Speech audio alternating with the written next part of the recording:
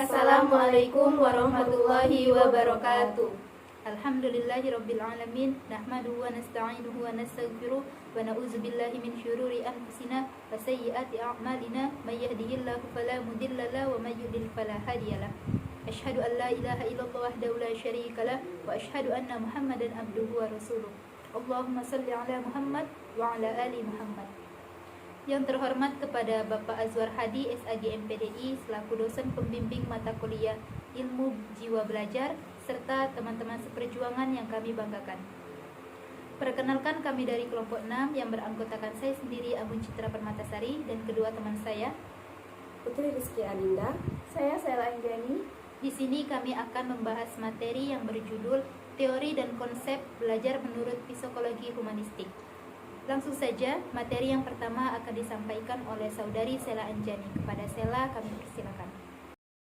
Terima kasih untuk Saudari Anggun. Baiklah, saya Sela Anjani akan memaparkan materi yang pertama, pengertian teori belajar humanistik. Teori belajar humanistik adalah suatu teori dalam pembelajaran yang mengedepankan bagaimana memanusiakan manusia serta peserta didik mampu mengembangkan potensi dirinya. Teori belajar ini berusaha memahami perilaku belajar dari sudut pandang pelakunya, bukan dari sudut pandang pengamatnya. Tujuan utama para pendidik adalah membantu peserta didik untuk mengembangkan dirinya, yaitu membantu masing-masing individu untuk mengenal diri mereka sendiri sebagai manusia yang unik dan membantu dalam mewujudkan potensi yang ada dalam diri mereka.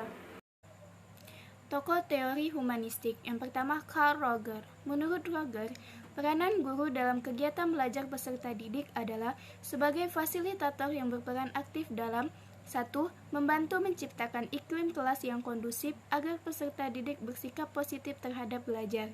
Yang kedua, membantu peserta didik untuk memperjelas tujuan belajarnya dan memberikan kebebasan kepada peserta didik untuk belajar. Yang ketiga, membantu peserta didik untuk memanfaatkan dorongan dan cita-cita mereka sebagai kekuatan pendorong belajar. Yang keempat, menyediakan berbagai sumber belajar kepada peserta didik. Dan kelima, menerima pertanyaan dan pendapat serta perasaan dari berbagai peserta didik sebagaimana adanya. Yang kedua, Arthur Combs. Combs berpendapat bahwa banyak guru membuat kesalahan dengan berasumsi bahwa peserta didik mau belajar apabila materi pelajarannya disusun dan disajikan sebagaimana mestinya. Sehingga yang penting ialah bagaimana membawa si peserta didik untuk memperoleh arti bagi pribadinya dari materi pelajaran tersebut dan menghubungkannya dengan kehidupan sehari-hari. Itulah yang dapat saya sampaikan. Materi selanjutnya akan dilanjutkan oleh Saudari Anggun Citra Permatasari. Kepada Anggun, kami persilahkan. Prinsip-prinsip teori belajar humanistik. 1. Manusia mempunyai belajar alami. 2. Belajar signifikan terjadi apabila materi pelajaran dirasakan murid mempunyai relevansi dengan maksud tertentu. 3. Belajar yang menyangkut perubahan di dalam persepsi mengenai dirinya. 4. Tugas belajar yang mengancam diri ialah lebih mudah dirasakan bila ancaman itu kecil. 5. Bila ancaman itu rendah, terdapat pengalaman peserta didik dalam memperoleh cara. 6. Belajar yang bermakna diperoleh jika peserta didik melakukannya. 7. Belajar lancar jika peserta didik dilibatkan dalam proses belajar. 8. Belajar yang melibatkan peserta didik seutuhnya dapat memberi hasil yang mendalam. 9. Kepercayaan pada diri pada peserta didik ditumbuhkan dengan membiasakan untuk mawas diri. 10. Belajar sosial adalah belajar mengenai proses belajar. Aplikasi teori belajar humanistik.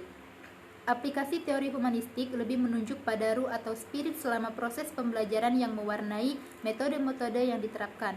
Peran guru dalam pembelajaran humanistik adalah menjadi fasilitator bagi para peserta didik, sedangkan guru memberikan motivasi, kesadaran mengenai makna belajar dalam kehidupan peserta didik.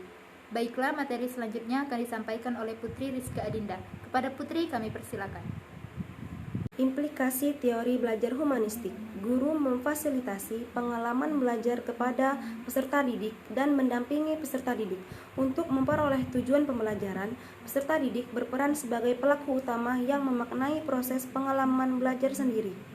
Diharapkan peserta didik memahami potensi diri, mengembangkan potensi dirinya secara positif, dan meminimalkan potensi diri yang bersifat negatif. Kesimpulan, dari deskripsi yang dapat kami bahas tadi dapat dikemukakan beberapa poin penting sebagai kesimpulan, yaitu 1. Teori belajar humanistik adalah suatu teori dalam pembelajaran yang mengedepankan bagaimana memanusiakan manusia, serta peserta didik mampu mengembangkan potensi dirinya. 2. Tokoh dalam teori ini adalah Charles Roger dan Arthur Combe. 3. Aplikasi dalam teori ini, peserta didik diharapkan menjadi manusia yang bebas, berani, tidak terikat oleh pendapat orang lain, dan mengatur pribadinya sendiri secara bertanggung jawab tanpa mengurangi hak-hak orang lain, dan lain sebagainya. Yang keempat, teori belajar humanistik merupakan konsep belajar yang lebih melihat pada sisi perkembangan kepribadian manusia. Baiklah, ini saja materi yang dapat kami sampaikan. Kembali ke moderator. Baiklah, ini saja yang dapat kami sampaikan. Kurang dan lebihnya kami mohon maaf. Kepada Allah kami mohon ampun. Billahi fi sabilil haq fastabiqul khairat nasrun minallahi wa fathun qarib. Wabasyiril mu'minin. Wassalamualaikum warahmatullahi wabarakatuh.